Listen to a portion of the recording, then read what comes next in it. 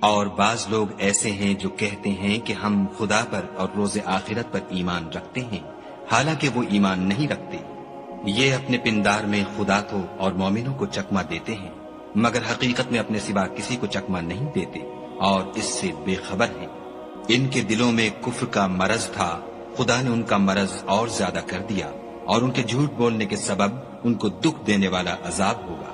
اور جب ان سے کہا جاتا ہے کہ زمین میں فساد نہ ڈالو تو کہتے ہیں ہم تو اصلاح کرنے والے ہیں، دیکھو یہ بلا شبہ مفسد ہیں لیکن خبر نہیں رکھتے۔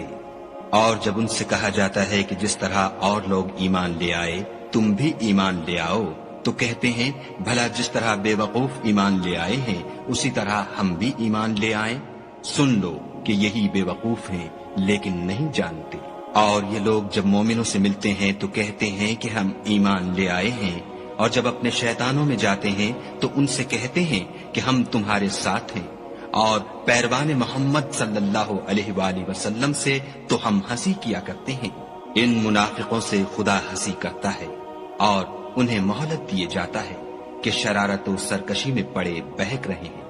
یہ وہ لوگ ہیں جنہوں نے ہدایت چھوڑ کر گمراہی خریدی، تو نہ تو ان کی تجارت ہی نے کچھ نفع دیا اور نہ وہ ہدایت یاب ہی ہوئے۔ ان کی مثال اس شخص کی سی ہے جس نے شب تاریک میں آگ جلائی، جب آگ نے اس کے ارد گرد کی چیزیں روشن کی تو خدا نے ان لوگوں کی روشنی زائل کر دی اور ان کو اندھیروں میں چھوڑ دیا کہ کچھ نہیں دیکھتے۔ یہ بہرے ہیں، گونگے ہیں، اندھے ہیں کہ کسی طرح سیدھے رستے کی طرف لوٹ ہی نہیں سکتے۔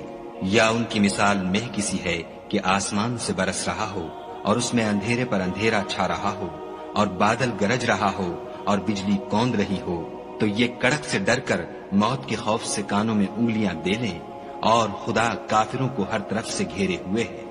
قریب ہے کہ بجلی کی چمک ان کی آنکھوں کی بصارت کو اچک لے جائے۔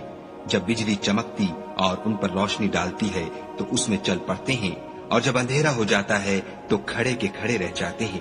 اور اگر خدا چاہتا تو ان کے کانوں کی سنوائی اور آنکھوں کی بینائی دونوں کو زائل کر دیتا۔ بلا شبہ خدا ہر چیز پر قادر ہے۔